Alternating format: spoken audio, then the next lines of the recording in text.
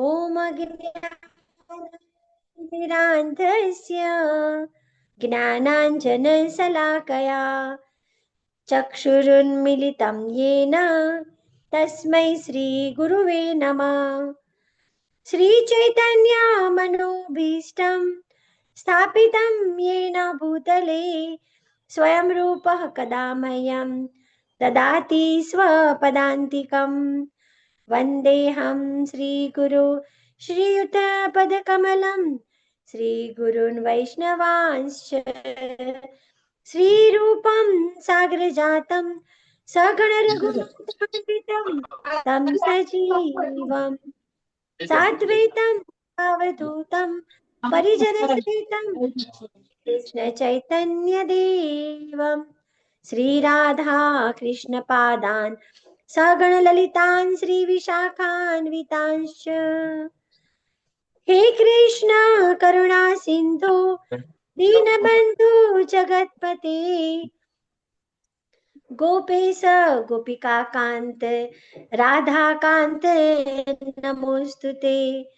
तप्त काञ्चन गौरांगी श्रीराधे वृन्दावनेश्वरी वृषभानुसुते देवी प्रणमामि हरिप्रिये। वाञ्छाकल्पतरुभ्यश्च कृपा सिन्धुभ्य एव च पतितानां पावनेभ्यो वैष्णवेभ्यो नमो नमः। नमः ॐ विष्णुपादाय कृष्णपृष्ठाय भूतले श्रीमते भक्तिवेदान्त स्वामी इति नामिने। नमस्ते सरस्वती देवे गौरवाणी प्रचारिणे निर्विशेष शून्यवादी पाश्चात्य देशतारिणे। जय श्री कृष्ण चैतन्य प्रभु नित्यानंद श्री अद्वैत गदाधर श्रीवासादि गौर भक्तवृंद। બધા જ આપણે હાથ ઉપર કરીને ભગવાનને પ્રાર્થના કરીએ. હરે કૃષ્ણ હરે કૃષ્ણ કૃષ્ણ કૃષ્ણ હરે હરે હરે રામ હરે રામ રામ રામ હરે હરે. હરે કૃષ્ણ મારા વાલા નાના નાના વૈષ્ણવોને. हरे कृष्ण माता जी। हरे હરે कृष्ण माता जी। હરે કૃષ્ણ. हरे कृष्ण माता जी। दंडवत प्रणाम। દંડવત પ્રણામ. ચલો હવે શરૂઆતમાં તો હું તમને છે ને બધા અધ્યાયના નામ પૂછતી હતી ને. હવે આઈ હોપ કે 16 સુધીના એટલે મીન્સ 15 સુધીના અધ્યાય જો કોઈને આવડતા હોય તો હેન્ડ રેઝ કરો. 1 થી 15 અધ્યાય મળે છે કોઈને? એક પણ હેન્ડ રેઝ નથી. ઓકે ચલો. તો જે પણ અધ્યાય તમને મળે છે ને, જે તમને એનું નામ આવડે છે, 1 by 1 તમે મને કહો. પહેલા અત્રે પ્રભુજી કોઈ પણ. पहलो कुरुक्षेत्र में युद्ध भूमि पर सैन्य निरीक्षण, बीजो गीतानुसार, तीजो कर्मयोग, चौथो ज्ञान योग, पांचमो कर्मयोग कृष्ण भावनामृत कर्म, પછી છઠ્ઠો જ્ઞાન યોગ. ઓકે હરી બોલ. ખૂબ સરસ. હવે 6 અધ્યાય પછી એટલે કે 7મા અધ્યાયથી 15 અધ્યાય સુધીના કોઈ પણ અધ્યાયનું નામ વીર પ્રભુજી બોલશે.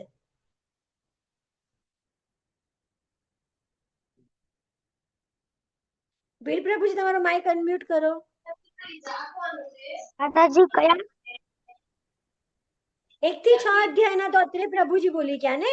તો 7 થી લઈને 15 સુધીના જે અધ્યાયનું તમને નામ આવડે છે એ બોલો.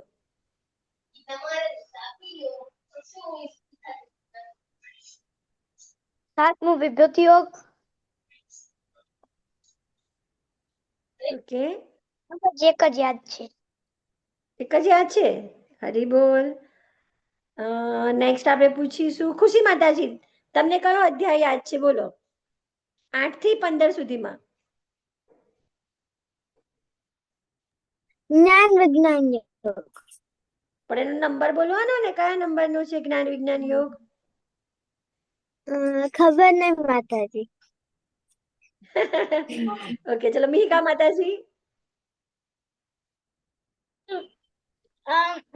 બીજો અધ્યાય ગીતાનો સાર, બસ એટલું જ આવડે છે. એક. ઓકે, કોઈ વાંધો નહીં, જે તમને યાદ રહે તમે બોલો. વેદ પટેલ પ્રભુજી. અધ્યાય 8 નું નામ છે પરમેશ્વરનું જ્ઞાન અને અધ્યાય 12 નું નામ છે ભક્તિ યોગ.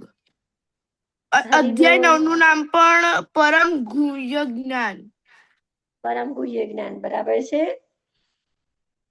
ગઈકાલ આપણે 15મો અધ્યાય ગયો, તો એનું નામ કોઈને ખબર છે? બહુ સિમ્પલ છે 15મા અધ્યાયનું નામ તો. હા ખુશી માતાજી. 16માનો કે 15માનો? 15માનો. 15માનો કર્મયોગ. ના, આપણે ગઈકાલે તો શીખ્યા છે હજી. ગઈકાલનો અધ્યાય પૂર્ણ પુરુષોત્તમ યોગ. હા, પુરુષોત્તમ યોગ. પુરુષોત્તમ યોગ, ઓકે. પુરુષોત્તમ યોગ. હરી બોલ, સરસ સરસ. ખુશી માતાજી તો હતા, રોજે જોઈન થયેલા હતા. સરસ. ચલો, તમે બધાએ સારો પ્રયત્ન કર્યો. અને હવે જેના હું નામ નથી બોલી અને એમને કંઈક અધ્યાયનું નામ બોલવું હોય તો હેન્ડ રેઝ કરો. કોઈને બોલવું હોય અધ્યાયનું નામ તો હેન્ડ રેઝ કરો. હા પુષ્ટિ માતાજી બોલો. માતાજી જ્ઞાન યોગ. ઓકે, ચલો હવે જો તમને લોકોને હોમવર્ક તો આપીએ છીએ, પણ તમે છે ને બધા રેગ્યુલર હોમવર્ક નથી કરતા, એવી ફરિયાદ છે તમારા બધા માટે. તો નેક્સ્ટ બેચ આપણી શરૂ થાય ને ત્યાં સુધીનો તમને હું ટાઈમ આપું છું. તમારે હોમવર્ક શું કરવાનું છે? જે આપણા 18 અધ્યાય છે ને, એ 18 અધ્યાયનો નંબર અને એની સાથે એનું નામ રોજે બબે કરશો ને તો પણ ઈઝીલી તમારા 18 અધ્યાય ને એના નામ મોઢે થઈ જશે. ટાઇટલ, અધ્યાય નંબર અને એનું ટાઇટલ. નેક્સ્ટ બેચમાં જ્યારે આપણે ફરી મળીએ ને તો આ 1-2 અધ્યાય ને પૂરેપૂરા 18 તમને આવડે એ રીતે તમારે તૈયારી કરવાની છે. તો આજનો આપણો અધ્યાય છે 16, જેનું નામ છે દૈવી તથા આસુરી પ્રકૃતિ. હવે જો આગળના જે આપણા અધ્યાય હમણાં થયા ને, તો એની અંદર આપણે પ્રકૃતિના 3 ગુણો જોયા હતા, રાઈટ? તો હવે હેન્ડ રેઝ કરીને કહી દો તો પ્રકૃતિના કયા 3 ગુણો? ખુશી માતાજી બોલો. પહેલા સત્વગુણ, પછી રજોગુણ અને પછી તમોગુણ, અને ત્રણેયના ઉપર છે દિવ્ય ગુણ. હરી બોલ, બહુ સરસ આન્સર છે માતાજી. ઓકે, હવે આ 3 ગુણમાંથી કયો ગુણ સૌથી સારો છે? હા વીર પ્રભુજી બોલો. સત્વગુણ. સત્વગુણ સૌથી સારો છે. ઓકે, અને કયો ગુણ સૌથી ખરાબ છે? હા ખુશી માતાજી. તમોગુણ, રાઈટ. હા, હવે એના બધા તત્વો પણ છે, અત્યારે હું તમને નથી પૂછતી. હવે આપણે અધ્યાય શરૂ કરીએ. હવે જો સૌથી સારો તમે કીધું સત્વગુણ, બરાબર, અને એની પણ ઉપર કયો ગુણ હતો આપણો? દિવ્ય ગુણ. તો દિવ્ય ગુણમાં કોણ રહે છે? દેવતાઓ. અને સૌથી લાસ્ટનો જે ખરાબ આપણે જેને માનીએ છીએ છે તમોગુણ. તમોગુણ એટલે શું?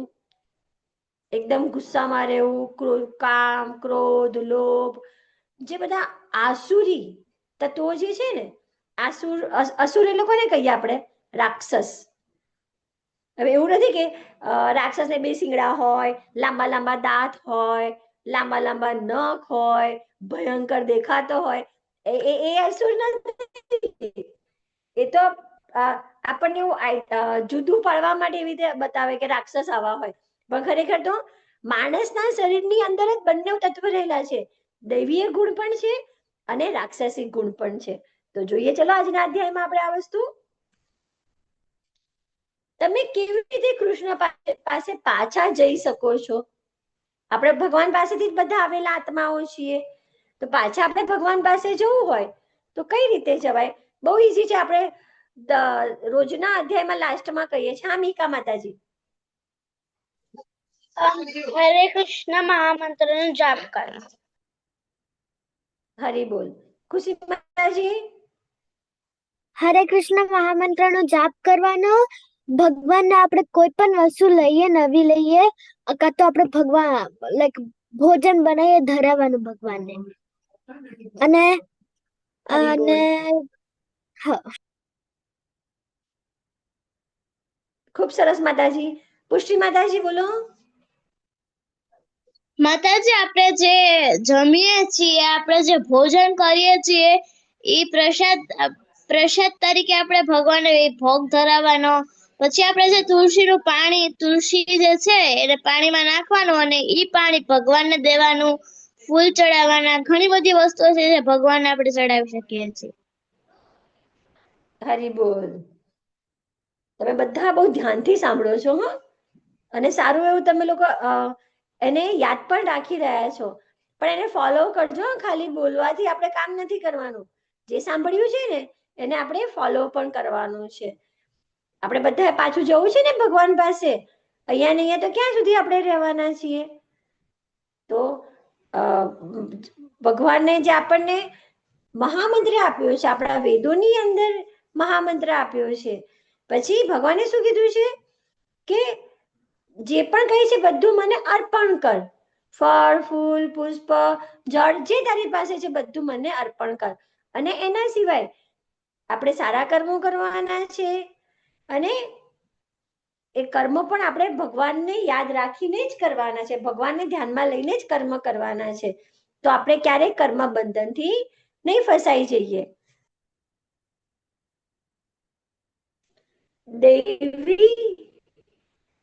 દૈવી ગુણ. દૈવી પ્રકૃતિના ગુણ કયા કયા છે? તો પહેલું તો છે કે નિર્ભયતા. નિર્ભયતાનો અર્થ શું છે? કશાથી ડરવું નહીં. એટલે એવું નહીં કે સ્કૂલમાં ટીચરથી નહીં ડરવું, ઘરે મમ્મી પપ્પાથી નહીં ડરવું, અને કહી દઉં મારામાં તો નિર્ભયતાનો ગુણ આવી ગયો છે, હું તો કોઈનાથી નથી ડરતો. એવું નથી. નિર્ભયતા એટલે શું? કે ખોટી જે વસ્તુઓ છે ને એનાથી નહીં ડરવું. જો તમે બધા તો નાના નાના છો, તો તમારી પાસે કઈ ના માનતા હોય તો કામ કરાવવા કે તમને બીક બતાવવા નાનપણથી કહેતા હોય ને, ચલ છાનો મને સુઈ જા, તો હમણાં ભૂત આવશે કે બાવો આવશે, કઈ પણ પેરેન્ટ્સ બીવડાવતા હોય છે, તો બાળકમાં નાનપણથી બીક પેસી જતી હોય છે એના મગજમાં. તો એવું કશાથી ખોટી વસ્તુઓ જે છે એનાથી ક્યારેય બીવાનું નહીં. જો તમે ભગવાનના શરણે છો તો ભગવાન બધું આપણું સારું જ કરે છે. તો એટલા માટે આપણે બીજાથી ભય રાખવાની જરૂર નથી. હા, પણ આપણા વડીલો છે એમનાથી આપણે ભય નહીં, એમની રિસ્પેક્ટ રાખવાની છે, અને એ જે કે છે એ આપણે ફોલો કરવાનું છે. જો કોઈ પણ વ્યક્તિ હોય ને એનો ભય શું હોય ખબર છે? સૌથી મોટો એનો ભય એ હોય કે હું મૃત્યુ પામી જઈશ તો, હું હમણાં મરી જઈશ તો શું થશે? તો એવો ભય આપણે નથી રાખવાનો. મૃત્યુ તો એક દિવસ આવવાનું જ છે, અને વાસ્તવિક જ છે, હકીકત છે. તો એનાથી આપણે ડરવાનું નથી. નિર્ભયતાનો ગુણ કેળવવાનો છે. આપણા જે પ્રભુપાદજી છે, પ્રભુપાદજીનું નામ શું હતું ખબર છે તમને? આપણે સૌથી પહેલા દિવસે ઇન્ટ્રોડક્શનમાં કીધું હતું નામ. પ્રભુપાદનું નામ કહો તો મને. કોને યાદ છે બોલો? હા વીર પ્રભુજી. શ્રી ભક્તિ સરસ્વતી શ્રીલા પ્રભુપાદ. એમનું નામ નાના હતા ને એમના મમ્મી પપ્પા એમનું નામ પાડ્યું હતું અભય. અભય. અભય એટલે શું? જેને કઈ ભય નથી તે અભય. આધ્યાત્મિક જ્ઞાનની ઉન્નતિ આ પણ દૈવી ગુણ છે. તમે બધા હજી તો નાના નાના છો અને અત્યારથી આટલો અધ્યાત્મ સાંભળી રહ્યા છો, તો એ શું છે? તમારામાં જે અધ્યાત્મનો ગુણ રહ્યો છે ને એનામાં પ્રગતિ કરી રહ્યા છો, એનામાં તમે ઉમેરો કરી રહ્યા છો. પછી છે દાન. દાન એટલે એવું નથી કે ખાલી આપણે કોઈને રૂપિયા આપી દીધા તો જ દાન કર્યું કહેવાય. કોઈ પણ રીતે આપણે કોઈની સહાયતા કરીએ છીએ ને તો એ દાન જ છે. અત્યારે પણ તમે બધા દાન કરી રહ્યા છો. તમારો સમયનું દાન તમે આપી રહ્યા છો. તો દાન પણ કેવી જગ્યાએ આપવાનું છે? યોગ્ય સુપાત્ર વ્યક્તિને યોગ્ય સમયે આપવાનું છે. રસ્તામાં કોઈ એવા ફાટેલા કપડાં પહેરીને, કાળા ગંદા કપડાં પહેરીને આપણી સામે આવી જાય, લાચાર થઈને આપણને કે મને ભૂખ લાગી છે, મને ખાવા માટે પૈસા આપો. નો ડાઉટ એ વ્યક્તિની તકલીફ હશે, તો આપણે એને પૈસા આપીને છૂટી નથી જવાનું. જો એ વ્યક્તિ તમને એવું કહે છે કે મને બહુ જ ભૂખ લાગી છે, તો સારું, ચલ નજીકમાં જે કે ખાવા મળતું હોય તો પૈસાથી ખાવા લઈને એને ખાવાનું તમે દાન કરો, ના કે એને રૂપિયા હાથમાં આપો. કેમ કે આમાં ઘણી વખત એવું ખોટું બનતું હોય છે કે અમુક પુરુષો એવા હોય છે કે જે પોતે બહુ લાચારી બતાવે ને પછી એ પૈસા નો દારૂ પી જાય અને દારૂ પીને ઘરમાં પોતાના પત્નીને ને છોકરાઓને મારે. પત્ની છોકરાઓ તો બિચારા ભૂખ્યા હોય, ગરીબ છે, તો દયા નથી ખાતા. તો આવું જો આપણે દાન આપીએ છીએ તો ઉપરથી આપણે પાપના ભાગીદાર બનીએ છીએ. તો દાન પણ આપણે જોઈને યોગ્ય જગ્યાએ આપવાનું જ છે. સ્થિર નિશ્ચય, જો આપણે નિર્ણય કર્યો હોય કે મારે રોજે ભાગવતમનો ક્લાસ એટેન્ડ કરવો છે, તો એ નિશ્ચય સ્થિર રાખવાનો. ગમે તે પરિસ્થિતિ આવે, બહાર ગયા છો તો એને ચાલુ કરીને, તમે ઓડિયો વિડિયો નહીં કરી શકતા તો કઈ નહીં, ખાલી સાંભળો. અને કોઈ સમય એવું થાય છે કે તમે વ્યસ્ત છો ને નથી તમે સાંભળી શકતા, તો આપણું રેકોર્ડિંગ મુકાય છે તો રેકોર્ડિંગ સાંભળી લો. એટલે જે પણ કંઈ નિશ્ચય કરો છો, સવારે તમે એવો નિશ્ચય કર્યો કે મારે ઉઠીને નાહીને પહેલું ભગવાન પાસે 5 મિનિટ માટે પ્રાર્થના કરવા બેસવું છે, તો ગમે તેવી પરિસ્થિતિ આવે એ નિશ્ચય તમે કર્યો, એનાથી ડગવાનું નહીં. જીવનમાં કોઈ એક એવી બાબત બનાવવાની, કોઈ એક કે જેને આપણે વળગી રહીએ કાયમ માટે, તો એનાથી આપણામાં સ્થિરતાનો ગુણ આવે છે. અને એક સ્ટોરી આમાં નથી આપી, પણ હું તમને કહું એક સ્ટોરી. જે રીતે આપણે નવા વર્ષનું રિઝોલ્યુશન લેવાનું હોય ને, કે નવું વર્ષ આવ્યું તો તમે કઈ વાત કરશો, એટલે શું તમે નિયમ પાડશો. તો એક વ્યક્તિ છે ને એવો નિયમ બનાવે છે. એક મિનિટ, એ સ્ટોરી શું હતી? સૂર્ય ઉગે, સૂર્યને જોઈને પછી ખાવાનું, આવો જ કોઈક એનો નિયમ હતો. અને એ જે નિયમ એને બનાવ્યો હતો ને, તો એ નિયમના કારણે એક વખત એવું થાય છે કે બહુ જ મોટી એને ખોટ જવાની હોય છે, પણ એના નિયમના કારણે એ ખોટમાંથી બચી જાય છે. કેમ? તો કે એને નિયમ લીધેલો હતો. એક્ઝેક્ટ મને યાદ આવે પછી હું કહું તમને આ શું નિયમ હતો. બાજુવાળાનું મોં જોઈને ખાવું, કેવો જ કંઈક એક નિયમ એને બનાવ્યો હતો અને કન્ટિન્યુઅસ એ નિયમ ફોલો કરી રહ્યો હતો નાનો આમ તો એકદમ તુચ્છ નિયમ, પણ એના કારણે એને એટલો મોટો બેનિફિટ થાય છે. સ્વનિયંત્રણ, પોતાના પર કંટ્રોલ રાખવો. હવે આપણે જો જે હમણાં 14મો અધ્યાય ચાલ્યો હતો એમાં જોયું હતું કે કયા પ્રકારનું આપણે ભોજન લેવું જોઈએ. તામસી ગુણવાળું કે રજો ગુણવાળું ભોજન કયું, સતો ગુણવાળું ભોજન કયું. તો આપણી જે બધી ઈચ્છાઓ થતી હોય ખાવાની, વધારે પડતી ઈચ્છાઓ આપણી ખાવાની જ થતી હોય છે. તો જો આપણા હેલ્થ માટે નથી સારું તો આપણે કંટ્રોલ કરવાનો છે. આપણે આપણા મનને મનાવવાનું છે કે ના, આ જે ઈચ્છા થઈ એ ઈચ્છા પૂરી કરવા જેવી નથી. બલિદાન, કોઈના માટે આપણે કંઈ જતું કરીએ ને એને કહેવાય બલિદાન. જો તમારા ઘરમાં તમે ભાઈ બહેન કાં તો બે સિસ્ટર હશો, તો ઘણી વખત કેવું થતું હોય છે કે કોઈક એક વસ્તુ બંનેને ગમી જતી હોય, ભાઈ બહેન હોય કે બેન હોય કે ભાઈ હોય, એક જ વસ્તુ એવી હોય કે બંનેને ગમી જાય. તો તમારા પેરેન્ટ્સ શું સમજાવે? મોટા હોય તો મોટાને એવું કહેશે કે જતું કર ને બેટા, એ નાનો છે, આપી દે એને, તને હું ફરી લઈ આપીશ, તારા માટે બીજું લઈ આવીશ, કોઈ વાંધો નહીં, ખુશી ખુશી સેક્રિફાઈસ કરી દો, આપી દો. તમારા જ ભાઈ બહેન છે ને, બીજાના તો છે નહીં, તો સેક્રિફાઈસ કરો.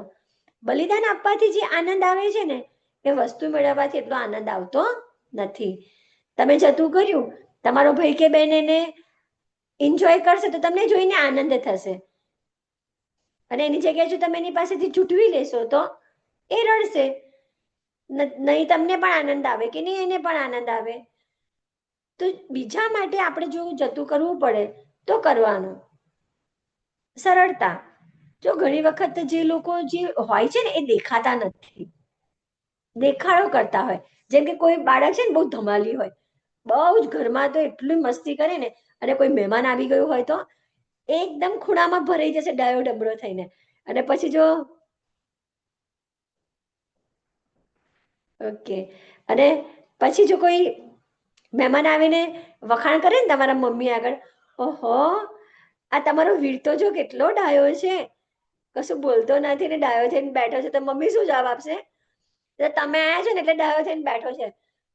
એની મસ્તી જોવી તો એકલામાં જોવાની કેટલો ધમાલી છે. આ ખાલી ઉદાહરણ આપું છું વીર પ્રભુજી, મને નથી ખબર તમે ધમાલી છો કે શાંત છો. પણ બાળકો આવી રીતે કરતા હોય છે કે કોઈ કાં તો કોઈના ઘરે ગયા હોય, બહાર ગયા હોય, ત્યારે પણ મસ્તી નહીં કરે. કેમ? તો કે સામેવાળી વ્યક્તિ જોઈ રહી છે ને, તો આપણને કોઈને શરમ આવતી હોય તો દયા થઈને બેસી જાય. કાં તો પછી કોઈને ઘરેથી મમ્મીએ વોર્નિંગ આપી દીધી હોય, જો લઈ તો જઉં છું પણ જરા કે મસ્તી કરવાની નથી, સીધા થઈને રહેજો તો ફરી લઈ જઈશ. તો સરળતા આપણામાં રાખવાની છે કે એવું ડબલ ફેસ નહીં રાખવાના કે અંદરથી કઈ અલગ છે, બહારથી કઈ અલગ છે. જેટલું સિમ્પલ રહીએ ને એટલું સારું છે. જે અંદર છે એ જ આપણે બહાર બતાવવાનું છે. પણ એનો મતલબ એ નહીં કે ઘરમાં સોફા પર કૂદકા મારો છો તો બીજાના ઘરે જઈને કૂદકા મારવા બેસી જવાનું, એવું નથી કરવાનું. હા, તે આપણા ઘરનું ખરાબ દેખાય છે. અહિંસા. અહિંસા એટલે શું? તો કોઈને કઈ આપણે નુકસાન નહીં પહોંચાડવું. હવે અહિંસામાં પણ મન, વચન અને કર્મ 3 પ્રકારે અહિંસા કરવાની છે. આપણને એવું થાય કે કોઈને આપણે લાફો મારી દીધો કે કોઈની સાથે મારામારી કરી તો જ હિંસા કરી. ના, એ તો શારીરિક હિંસા થઈ. પણ કોઈને આપણે ખરાબ શબ્દ પણ બોલી દઈએ છીએ. ખરાબ શબ્દ એટલે ગાળ બોલવી એવું નથી, પણ કોઈનું મન દુઃખ થાય એ રીતે આપણે એને બોલી દઈએ. જો તમારા ક્લાસમાં કોઈ છોકરો ભણવામાં હોશિયાર નથી અને તમારી પાસે કંઈક વાત કરવા, તમે એવું કહો, અરે રહેવા દે ને, તારે તો કશા માર્ક્સ નથી આવતા, બધામાં તો ઈંડું હોય છે તારું તો એને હર્ટ થશે ને. તો એવું કોઈને દુઃખ થાય ને એવું પણ નહીં બોલવું. આપણે વાણીથી પણ હિંસા કરીએ છીએ. અને ત્રીજું છે વિચારથી, મન, વચન અને કર્મ. તો મનથી આપણે વિચારવાનું પણ નથી કોઈના માટે. કોઈ આપણું કોઈ નુકસાન કરી જાય છે, કોઈ આપણને કંઈક હાનિ પહોંચાડે છે, તો મનથી પણ આપણે એવું નથી વિચારવાનું કે તે મારું આટલું કરે ને તો તારું પણ વધારે ખરાબ થશે, એવું નથી વિચારવાનું. થશે, જોવાવાળા ભગવાન છે, ભગવાનને જે એને શિક્ષા કરવી હશે એ કરશે, પણ આપણે મનથી પણ કોઈના વિશે ખરાબ વિચાર નથી લાવવાનો. તો આપણે અહિંસાના માર્ગને ફોલો કરીએ છીએ. અને લાસ્ટ છે ઈર્ષ્યાથી મુક્તિ. ઈર્ષ્યા એટલે શું? આપણાથી બેટર જો કોઈની પાસે હોય ને તો આપણને ઈર્ષ્યા આવે, આની પાસે છે મારી પાસે કેમ નથી, મારી પાસે પણ આવું હોવું જોઈએ. અને પછી ઘરે આવીને શું કરીએ? કકરાટ, મારે તો આ વસ્તુ જોઈએ જ છે, અને જો ના મળે તો મારે ખાવા નથી ખાવું, જ્યાં સુધી મને નહીં મળે ત્યાં સુધી હું નહીં ખાઉં, હું કોઈની સાથે વાત નહીં કરું, રડ્યા કરવાનું, મોઢું ચડાવીને ખૂણામાં ભરીને બેસી જવાનું, રૂમમાં ભરીને દરવાજો બંધ કરી દેવાનો. આ બધું શું છે? પોતાની જીદ પૂરી કરવા. આવી જીદ ક્યારેય કરવાની નથી. અને ઈર્ષ્યા તો કોઈનાથી નહીં કરવાની. જો ભગવાન બધાને બધું જ આપે છે, પણ શું જોઈને આપે છે? એની પાત્રતા, કે એ આ વસ્તુને લાયક છે કે નથી. લાયકાત જોઈને બધાને ભગવાન આપે છે. અને આપણી પાસે જે પણ છે ને ઘણું જ સારું છે. આપણે આપણાથી નીચા જે હોય ને એમનું જુઓ, જેને આટલું પણ નથી મળતું ને એની પરિસ્થિતિ જુઓ, ત્યારે તમને એવું થશે કે ઓહો, આના કરતા તો મારી પાસે કેટલું બધું વધારે છે. પછી છે સત્યતા. સત્યતા એટલે સાચું બોલવું. અને તમામ જીવન સંસ્થાઓ માટે કરુણા રાખવી. અને મોટામાં મોટો ગુણ શું છે? સ્વચ્છતા, જેના માટે તમને વારે ઘડે ટોકવામાં આવતા હોય છે ને. ક્લીનલીનેસ, જ્યાં પણ તમે રહો છો તમારી આસપાસનું જે પણ કંઈ વાતાવરણ છે એને ચોખ્ખું રાખવાનું છે. હવે જો રાક્ષસી ગુણ, આસુરી ગુણ કેવા છે? તો ઈશ્વરમાં શ્રદ્ધા નથી, હું તો ભગવાનમાં માનતો નથી, ભગવાન જેવું કશું છે નહીં. આવું નાના નહીં મોટા ઘણા બોલતા હોય છે કે કશું ભગવાન છે નહીં, એ તો બધા મંદિરમાં મૂર્તિ બેહાડી દીધી છે અને પૂજા કરે છે. તો આ અસુરી ગુણ છે. આત્માના અસ્તિત્વમાં કોઈ વિશ્વાસ નથી. આત્મા કશું હોતું જ નથી. પછી શું કે છે? ગૌરવ એટલે પોતાના માટે એને અભિમાન હોય છે, ઘમંડ હોય છે. જો થોડું ઘણું ભણવામાં હોશિયાર હોય તો એને અભિમાન આવી જાય કે આખા ક્લાસમાં સૌથી હોશિયાર હું જ છું. અને ટીચરે જો 2-4 વખાણ કરી દીધા હોય, ઓહો, પછી તો જમીનથી 10 ફૂટ ઉપર ચાલશે. પછી છે ગુસ્સો. ગુસ્સો પણ કેવો છે? તમોગુણની નિશાની છે. તમોગુણ કોણ છે? કઠોરતા. પછી કઠોરતા એટલે શું? ધારો કે તમારી પાસેથી કોઈ એવું પ્રાણી છે કે બિચારું રડી રહ્યું છે કે એને કઈ વાગ્યું છે, તો એને જોઈને પણ આપણને એના પ્રત્યે સહાનુભૂતિ ના થાય, તો એને કહેવાય કઠોરતા. અજ્ઞાન, જે રાક્ષસી પ્રવૃત્તિ ના હોય ને એનામાં જ્ઞાન હોતું જ નથી, અને ભગવાન એવાને જ્ઞાન આપતા પણ નથી. એટલે આ લોકો અજ્ઞાન હોય છે. અજ્ઞાન છે, મૂર્ખ છે, એના કારણે ઘણું બધું બોલી કાઢતા હોય છે. પ્રખ્યાત થવાની ઈચ્છા. અત્યારે તો આ સોશિયલ મીડિયાના જમાનામાં છે ને, તમે જો તમારા જેવા નાના નાના કેટલા બધા રીલ્સ બનાવતા હોય છે ને શેર કરતા હોય છે. પ્રખ્યાત થવાની ઈચ્છા છે, ફેમસ, રાતોરાત યુટ્યુબર બની જવું છે, ફેમસ થઈ જવું છે, લાખો ફોલોવર્સ જોઈએ છે, અન્ય લોકો પાસેથી આદરની માંગ. હવે એમાં જો મોટા મોટા જે પોલિટિશિયન હોય, એક્ટર હોય, આ બધા શું વિચારે ખબર છે? કે બધા મારી પ્રશંસા કરે, મને આદર આપે, અને જો કોઈ જગ્યાએ જાય ને એમને નોટિસ ના થાય કે એમને સ્પેશિયલ બેસવા માટે ચેર ના અપાય, અલગથી એમને સ્થાન ના અપાય, તો એમને ખોટું લાગી જતું હોય કે જો મને બોલાવ્યો અને મારું તો બિલકુલ રિસ્પેક્ટ નહીં કર્યું. શાસ્ત્રોની પાલન ન કરો અને માનસો નહીં. જે મૂર્ખાઓ છે ને એ લોકો શું કે ખબર છે? આ કઈ ભગવદ્ ગીતા કશું હોતું નહીં, આ તો કોઈ લખી કાઢ્યું છે અને ગાંડાની જેમ લોકો બધા એની પાછળ પડી જાય છે. કેમ છે? તો કે એ લોકો, એમનામાં જ્ઞાન જ નથી કે ભગવાનને ભગવાન તરીકે સમજી શકે. એટલે તો કૃષ્ણ ભગવાન આપણને ભગવદ્ ગીતામાં કીધું છે ને કે જે મૂર્ખા લોકો છે એમને ક્યારેય ભગવદ્ ગીતાનું જ્ઞાન કહેવું નહીં, કેમ કે એ સમજી જ નહીં શકે, એમની બુદ્ધિ જ નથી એવી. આપણામાં દૈવી ગુણોનો વિકાસ કેવી રીતે કરવો અને આપણામાં રાક્ષસને કેવી રીતે હરાવવો? ચલો બોલો, હવે આટલું બધું સાંભળ્યા પછી તમે મને આન્સર આપો કે દૈવી ગુણ કેવી રીતે આપણે વધારી શકીએ? હા, ખુશી માતાજી. આપણે દેવી ગુણ, આપણે લાઈક કોઈનાથી ડરવું ના જોઈએ, આપણે લાઈક ઊંચ નીચ ના કરવી જોઈએ, આપણે બલિદાન આલવું જોઈએ, દાન આલવું જોઈએ, અને પછી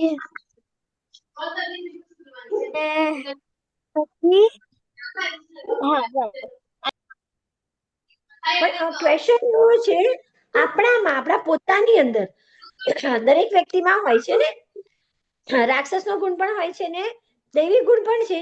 તો આપણા પોતાના સેલ્ફમાં દૈવી ગુણ આપણે વધારવો છે અને આપણા રાક્ષસી ગુણને આપણે ઓછો કરવો છે. તો શું કરીશું? તો આપણે ભાઈ બહેનો એમની અગર એમને કશું જોતું હોય તો એમને આલવાનું પહેલા.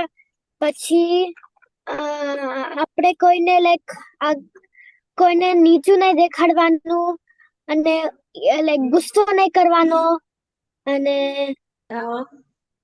પછી કોઈને ભૂખ લાગી હોય કાં તો કોઈને મદદ જોતી હોય તો એમને મદદ કરવાનું, કશું દાન આલવાનું. અને ઓકે, હરી બોલ. ખૂબ સરસ માતાજી. તો આપણે આપણી અંદર રહેલા જે ખરાબ ગુણો છે ને એને પહેલા તો આઈડેન્ટિફાઈ કરવાના છે કે મારી અંદર કયા કયા ખરાબ ગુણો છે. તો પહેલા એને લખી લો, જેટલા પણ તમારી અંદર ખરાબ ગુણો છે બધા લખી લો, અને પછી ધીરે ધીરે ધીરે ધીરે એને રિમૂવ કરવાનો પ્રયત્ન કરો કે આ ખોટા ગુણ છે મારી અંદર, હું કોઈની ઈર્ષ્યા કરું છું, હું મારા પર ઘમંડ કરું છું, હું ગુસ્સો કરું છું, હું કોઈની સાથે એડજસ્ટ નથી થતો, જે પણ મારા ખરાબ ગુણ છે એ મારે લખવાના છે અને પછી રિમૂવ કરવાના છે. જનરલી આપણે બધા શું કરીએ ખબર? આપણે આપણા સારા ગુણો જ જોઈએ છે કે જો મારામાં તો આ સારો ગુણ છે, હું તો આ રીતે સારું કરું છું, હું શેરિંગ કરું છું, હું બીજાને મદદ કરું છું. પણ આપણી અંદર રહેલો જે ખોટો ગુણ છે ને એને આપણે ક્યારેય એક્સેપ્ટ જ નથી કરતા. કોઈ આપણને કહે ને કે તારામાં આ વસ્તુ નથી સારી, તો આપણે શું કહીએ ખબર છે? એવું મને છે જ નહીં, હું તો આવી છું જ નહીં. આપણે સ્વીકારવા જ તૈયાર નથી હોતા. પણ જો કોઈ આપણને આપણો માઇનસ પોઈન્ટ બતાવે ને, આપણામાં રહેલો ખરાબ ગુણ બતાવે ને, તો પહેલું એને એક્સેપ્ટ કરવાનું છે. અને પછી આપણે ધીમે ધીમે આપણા સ્વભાવમાંથી એ ગુણને માઇનસ કરી દેવાનો છે.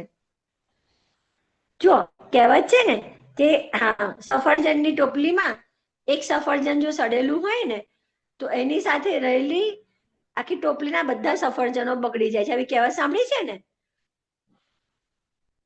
તો જો ખરાબ સાથે રહો તો ખરાબ થવાના છો. તો આપણે શું કરવાનું છે? કોઈ વ્યક્તિ વધારે પડતી જો ખરાબ હોય ને તો એની સંગતિથી દૂર થઈ જાઓ. કચરાની ટોપલી હોય, બધાના ઘરમાં ડસ્ટબિન હોય છે, રાઈટ? ડસ્ટબિનમાં ડસ્ટ છે, 2 દિવસ તમે ડસ્ટ રહેવા દો પછી કેટલું બધું સ્ટ્રિંગ કરે છે ને, એની બદબુ ફેલાય છે. અને એની અંદર જો તમે જાસ્મિનના ફૂલ મૂકો, જાસ્મિનની સ્મેલ બહુ જ સરસ આવે છે, પણ એ કચરાની ટોપલીમાં મૂકશો ને તો જાસ્મિનની સ્મેલ આવશે નહીં, કચરો જ ગંધાશે તમને.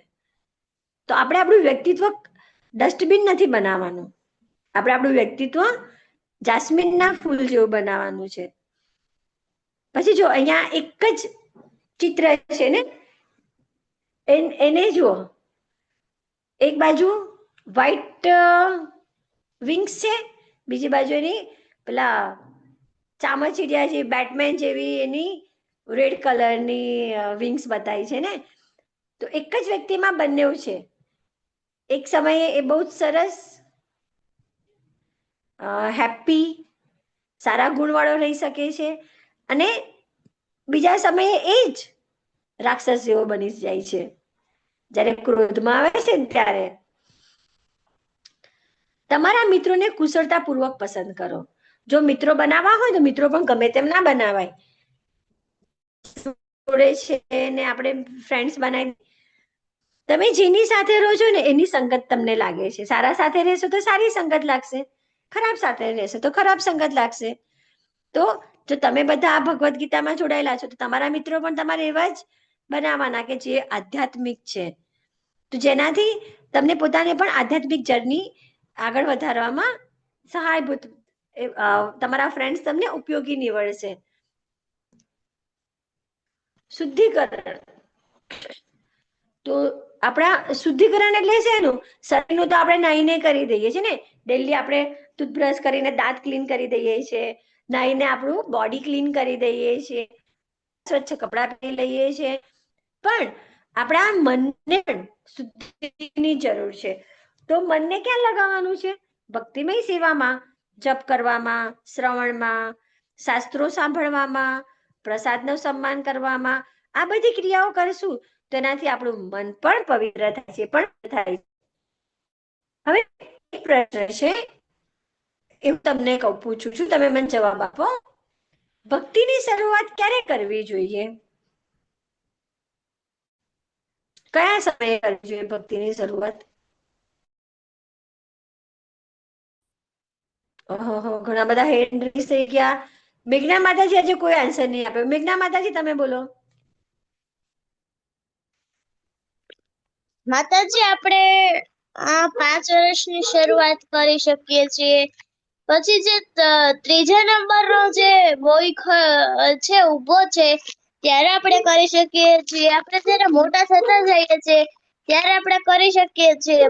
ભગવાન આપણી સાથે જ હોય છે. આપણે આપણા અહીંયા મંદિરમાં પગે લાગવા ન જવું હોય તો આપણા મનમાં પણ ભગવાન હોય જ છે, તો આપણે તેમાંથી પણ આપણે પગે લાગી શકીએ જ છીએ. હા, લાગી શકીએ છીએ ને. હરિબોલ. મિહિકા માતાજી બોલો. આપણે ક્યારે પણ ભક્તિ ચાલુ કરી શકીએ છીએ. 4 વખત ના હોય તો ત્યારે ચાલુ કરી શકીએ છીએ. અગર મંદિર ના જવાય તો ભગવાન તો આપણા ઘરે તો ફોટો તો હશે જ ને, તો એમાંથી પણ આપણે નમન કરી શકીએ છીએ. અગર ફોટો નથી તો મંદિર હશે નાનું કે એમનો મૂર્તિ હશે તો એમાં પણ નામ કહી શકીએ છીએ. એ પણ ન કહે તો આ મંદિરમાં જઈને કરી શકીએ છીએ. તો ક્યાં પણ કરી શકીએ છીએ. હરી બોલ. ક્વેશ્ચન એવો છે કે ક્યારે ક્યારે ક્યાં નહીં, ક્યારે when we have to start ભક્તિ. હા ખુશી માતાજી બોલો. જ્યારે આપણે ઉઠીએ છીએ ત્યારથી જ આપણે ચાલુ કરી દેવાની ભક્તિ કરવાનું. અને ભક્તિ કરવાનો કોઈ એજ નહીં હોતો. આપણે ક્યારે પણ કરી શકીએ છીએ. સારું થાય તો ભગવાનની લીધે જ થાય, અને ખોટું થાય તો પછી એ પણ ભગવાન જ કરે. હરી બોલ. ખોટું થાય છે ને તો એ ભગવાન કરે છે, રાઈટ, પણ એ આપણા સારા માટે જ કરે છે. આપણને એટલો ટાઈમ લાગે કે આ ખોટું કર્યું, પણ જ્યારે ટાઈમ જતો રહે ને થોડા સમય પછી આપણે જોઈએ કે આ ખોટું થયું હતું, તો એ ખોટું આપણને અત્યારે સારા માટે જ દેખાય છે. અને ભગવાનની ભક્તિ કરવા માટે કોઈ ઉંમર હોતી નથી. જ્યારે તમને જ્ઞાન થાય છે ત્યારથી ભક્તિ શરૂ કરી દેવાની છે.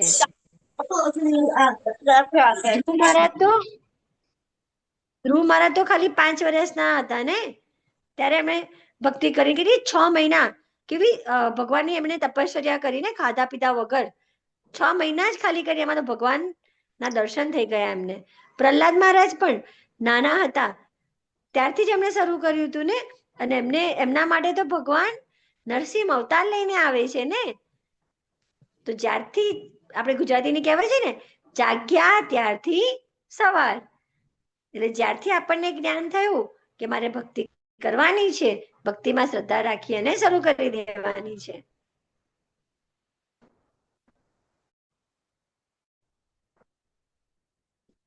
શ્રી પ્રભુપાદ પણ નાના હતા ત્યારથી જ એમણે ભક્તિ શરૂ કરી હતી, કેમ કે એમનું ઘરનું વાતાવરણ પણ એવું આધ્યાત્મિક હતું. જો આપણે અભિમાન કરવા માટેની આ 6 લાયકાતો છે. એક તો સંપત્તિ. સંપત્તિ મીન્સ વેલ્થ. બહુ બધા રૂપિયા હોય આપણી પાસે તો અભિમાન આવી જાય ને, કે મોટો રહેવા માટે બંગલો છે, લક્ઝરી છે, ઘરમાં નોકર ચાકર છે, તો અભિમાન આવી જાય. પછી શિક્ષણ. જો બહુ બધું ભણેલા હોય તો પણ અભિમાન આવી જાય કે બધા કરતા વધારે એજ્યુકેશન તો મારી પાસે છે. પછી સુંદરતા. એકદમ બ્યુટીફુલ, કે છોકરાઓ હોય તો એકદમ હેન્ડસમ દેખાતા હોય તો એનું પણ અભિમાન હોય કે મારા જેવું તો મિસ વર્લ્ડ કોઈ જ નથી, હું મિસ યુનિવર્સ છું. પછી કઠોરતા. કઠોરતા એટલે કશામાં પણ શું કે દયાભાવ નહીં રાખવો, એવી કઠોરતા. યુવા.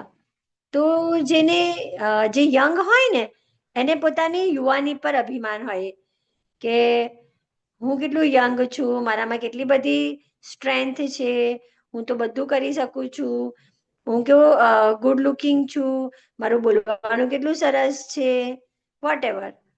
પછી સારો પરિવાર. સારો પરિવાર એટલે ઘરમાં બધા જ સારી રીતે હળી મળીને રહે છે, બધા એકબીજા સાથે બહુ જ ખુશ છે, એકદમ હેપી ફેમિલી છે, તો એનો પણ ગર્વ થતો હોય છે. પણ આ બધી બાબતો કેવી છે ખબર છે? કશી ગર્વ કરવા જેવી નથી, કેમ કે આજે છે તો કાલે એવી આ બધી વસ્તુઓ છે. પૈસા આજે છે તો કાલે નથી.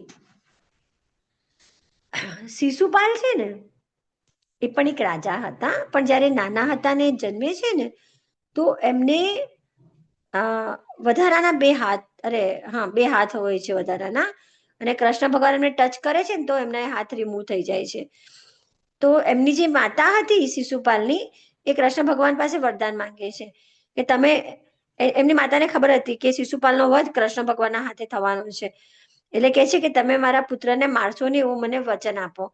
ત્યારે ભગવાન એવું કહે છે કે હું એની 100 ભૂલો માફ કરીશ, પણ 100ની ઉપર થશે પછી હું એને નહીં છોડું. તો નાનપણથી એમ કરતા કરતા આ લોકો મોટા થયા હતા. શિશુપાલ કાયમ 99 વખત ગમે તેવું બોલી જશે, ભગવાનને ગાળો પણ બોલશે, ગમે તેવા અપશબ્દો બોલશે, પણ 99 થાય એટલે ચૂપ થઈ જશે. એને ખબર હતી કે જો 100 થશે તો હું મરી જઈશ. પણ એક વખત જ્યારે એ લોકો મોટા થઈ જાય છે, શિશુપાલ રાજા બની જાય છે, એક વખત અને એ પણ કહું ક્યારે, લગભગ રૂકમણીજી સાથે શિશુપાલના લગ્ન થવાના હતા. કૃષ્ણ ભગવાન રૂકમણીનું હરણ કરી જાય છે અને પછી જ્યારે આ શિશુપાલને કૃષ્ણ ભગવાન આમને સામને થાય છે ત્યારે શિશુપાલ કૃષ્ણ ભગવાનને બહુ જ ગમે તેવા શબ્દો બોલે છે. શબ્દો સુધી સાંભળે છે, 101 શબ્દો થાય છે, ચક્ર છોડે છે અને શિશુપાલનું ગળું કપાઈ જાય છે.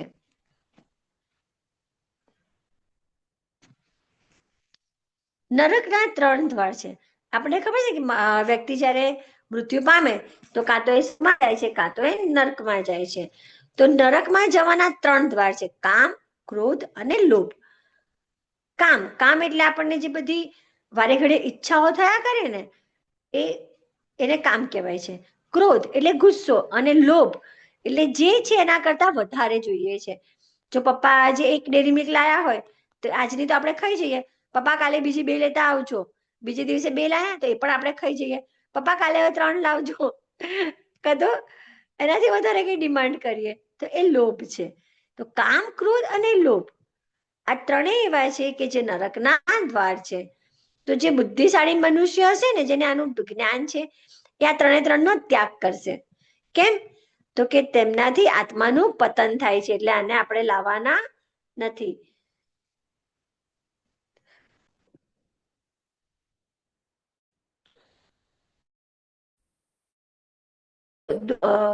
દુર્યોધન હતો, એને પાંડવોથી ગુસ્સો હતો ને, એટલે પાંડવોને મારી નાખવા માટે ઘણા બધા કાવતરાઓ કરે છે. પછી એને હસ્તિનાપુર રાજ્યનો લોભ હતો કે હસ્તિનાપુર મારું છે, હું એને આપું નહીં. અને એના કારણે યુદ્ધ કરે છે, પોતાના મૃત્યુને પામે છે. મનુષ્યની 4 ખામી છે. એક તો ભૂલો કરવી વારે ઘડીએ. એવું નહીં કે ચલો ભૂલ થઈ છે તો ભૂલમાંથી કંઈક શીખીને આગળ સુધારો લાવું, પણ આજે જે મિસ્ટેક કરી થોડા ટાઈમ પછી ફરી એની જ મિસ્ટેક થતી હોય છે. પછી અપૂર્ણ ઇન્દ્રિય, આપણી જે સેન્સ ગ્રેટિફિકેશન છે, આપણી ઇન્દ્રિયો છે એ પૂર્ણ નથી. જો આંખ છે તો ખાલી જોઈ શકશે, બીજું કશું નહીં થાય. કાન છે તો ખાલી સાંભળી શકશે, જીભ છે તો બોલી શકશે કે ટેસ્ટ કરી શકશે, પણ એક ઇન્દ્રિયનું કામ બીજી ઇન્દ્રિય કરશે ના. આપણે આંખો બંધ કરી દઈએ અને આપણે એવું કહીએ કે ચાલ કાન તું જોવાનું શરૂ કર, અહીંયા શું છે જોઈ લે, તો દેખાવાનું છે ના. બીકોઝ આપણી જે ઇન્દ્રિય છે એ અધૂરી ઇન્દ્રિય છે, જ્યારે ભગવાનની ઇન્દ્રિયો છે ને સંપૂર્ણ છે. આપણે ભગવાનને ભોગ ધરાઈએ, ભગવાન મોં નથી ખોલતા, હાથથી કોળે લઈને મોઢામાં નથી મૂકતા, પણ એ ખાલી એમની આંખોથી જ જોઈ લે ને એટલે એમણે ખાઈ લીધું. એમની ઇન્દ્રિય કોઈ પણ ઇન્દ્રિયથી ગમે તે કરી શકે, કેમ કે એમની સંપૂર્ણ છે ઇન્દ્રિયો. પછી ત્રીજી ખામી શું છે આપણી? અન્યને છેતરવાની વૃત્તિ. આપણને બીજાને છેતરવામાં બહુ મજા આવતી હોય, ચીટ કરવામાં મજા આવતી હોય. મેં તો છે ને ઘણા લેડીઝને શાકભાજી લેતા જોયા છે. હા, શું કરશે ખબર છે? શું ભાવ આપ્યું? 30 રૂપિયા 500. અરે 50 કિલો બધા આપે છે ને, સારું 50 કિલો તો લીધું, પાછું 2-4 લઈને વધારે અંદર મૂકી આપશે. અરે ભાઈ, જેટલું વજનથી થાય છે એટલું લો ને, તમે ભાવ તો ઓછો કરાવો છો, પાછું એ વજન આપે છે એનાથી વધારે તમારે જોઈએ. અને અમુક તો લેડી એવા હોય, છાનામાના લરીમાંથી લઈને પોતાની બેગમાં નાખી દે, ચોરી કરતા હોય છે. શું કરવા એવું ચીટ કરવું કોઈને? અને પણ કોઈ ગરીબ માણસ બિચારો આખો દિવસ ધંધો કરીને ફરીને પોતાનું ગુજરાન ચલાવતો હોય અને એની પાસેથી તમારે એને ચોરી કરી, એને ચીટ કરો. ક્યારેય છેતરવાની વૃત્તિ તો મનમાં લાવવાની જ નહીં. કેમ કે આપણે જો કોઈને થોડું છેતરીએ છીએ ને તો એનાથી 10 ગણું ભગવાન આપણને છેતરે છે. પછી ભ્રમિત. ભ્રમિત એટલે આપણને ભ્રમ હોય છે, જે છે એ નથી જોતા આપણે, પણ જે નથી એ જોવાનું આપણને ભ્રમ થતો હોય છે. તો આ 4 મનુષ્યમાં ખામી રહેલી છે. પ્રમાણે ભગવાન અવતાર લે છે, એમાં દેવ પણ અવતાર લે છે અને દાનવ પણ અવતાર લે છે. તો સતયુગ હતો તો સતયુગમાં આખા ગ્રહો જુદા હતા. તો હિરણ્યાક્ષ અને હિરણ્યકશ્યપ આ 2 ભાઈઓ હતા. હિરણ્યાક્ષે શું કર્યું હતું? પૃથ્વીને લઈને પાતાળમાં પાણીની સમુદ્રની અંદર એને દબાઈ દીધી હતી. પૃથ્વીની અંદર દબાઈ દીધી તો જે સજીવો છે એ તો બિચારા પાણીની અંદર કઈ રહેવાના હતા ને, જે પૃથ્વી પર છે. તો ભગવાન વરાહ એટલે ભૂંડ જેવું જ આવે, પણ ભૂંડને અહીંયા આગળ તીર્થ નથી હોતા. આ વરાહને તીર્થ હોય છે અને શુકર પણ કહેવાતું હોય છે. તો ભગવાન વરાહનો અવતાર લે છે ને એટલો વિશાળ હોય છે આ વરાહનો અવતાર. એમના આગળના બે દાંત ઉપર એ પૃથ્વીને ધારણ કરે છે, એને પર સ્થિર કરે છે. અને હિરણ્યાક્ષ સાથે કેટલા વર્ષો યુદ્ધ કરે છે કહું? 1000 વર્ષ યુદ્ધ કરે છે અને પછી હિરણ્યાક્ષને મારે છે. એટલે કહેવાનો અર્થાત કે પહેલા સતયુગમાં અલગ અલગ ગ્રહો ઉપર દેવ અને દાનવ રહેતા હતા. પછી ત્રેતાયુગ આવ્યો તો ત્રેતાયુગમાં પૃથ્વી ઉપર જ અલગ અલગ દેશમાં દૈવી અને અસુર રહેતા હતા. જેમ કે રામ હતા તો ભારતમાં હતા અને રાવણ હતો તો લંકામાં હતો. પછી આવે દ્વાપર, તો દ્વાપરમાં એક જ પરિવારની અંદર દેવો પણ છે અને દાનવો પણ છે, જેમ કે પાંડવો અને કૌરવો. અને અત્યારે કળિયુગમાં તો શું છે ખબર છે? એક જ વ્યક્તિની અંદર આવી ગયા.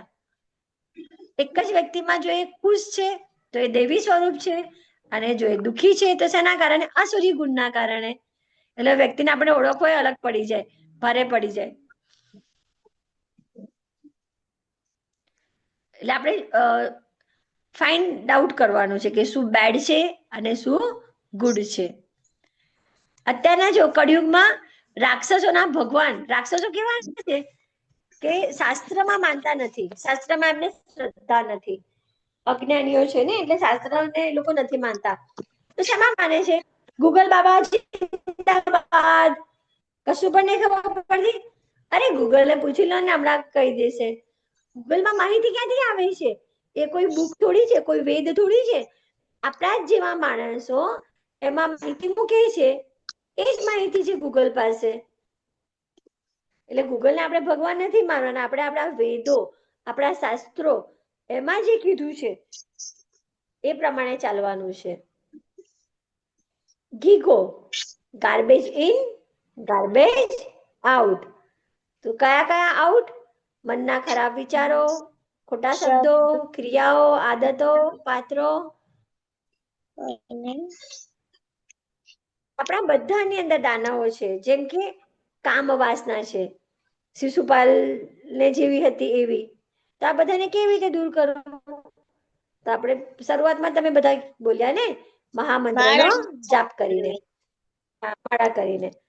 હવે જો કોઈ વ્યક્તિને આપણે પૂછ્યું, હો, શું તમારા જીવનમાં કોઈ સમસ્યા છે? તો એક વ્યક્તિ કહે છે હા, મારા જીવનમાં સમસ્યા છે. તો એને બીજો પ્રશ્ન પૂછવામાં આવે છે, શું તમે તેના વિશે કંઈક કરી શકો છો? તો કહેશે હા, કરી શકું છું. તો તમે તમારે જીવનમાં સમસ્યા છે, તમે એના વિશે કંઈ કરી શકો છો, તો તમારે ચિંતા કરવાની જરૂર શું છે? જો એનો જવાબ એવો છે કે ના, હું કશું નહીં કરી શકતો, તો પણ ચિંતા કરવાની જરૂર. અને શું તમને જીવનમાં કોઈ સમસ્યા છે? કોઈ સમસ્યા નથી, તો પણ તમારે ચિંતા કરવાની જરૂર નથી. બધામાં ફરીને શું આવી જાય છે કે ગમે તે હોય, ચિંતા કરવાની જરૂર નથી. આપણે બધાએ કોઈ ચિંતા નથી કરવાની, કોઈ આપણામાં આસુરી નથી લાવવાના. અને છે તો મેં તમને કીધું ને એ રીતે ડાઉન કરો કે કયા કયા ગુણો તમારામાં ખરાબ છે. જો તમને ખબર નથી પડતી કે મારામાં શું ખરાબ ગુણ છે, તો તમારા જે એલ્ડર છે, બેન છે, ભાઈ છે, મમ્મી છે, પાપા છે, એમને પૂછો કે મારામાં કયો ગુણ સારો નથી. તમારા ફ્રેન્ડ છે એમને પૂછો, અને એને નોટ ડાઉન કરીને એને આપણે આપણા સ્વભાવમાંથી, આદતમાંથી કરવાનો છે. હરે હરે, હરે રામ, હરે મહામંત્રનો જાપ કરવાનો છે.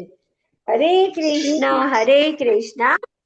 કૃષ્ણ કૃષ્ણ હરે હરે, હરે રામ, હરે રામ, રામ રામ રામ હરે હરે.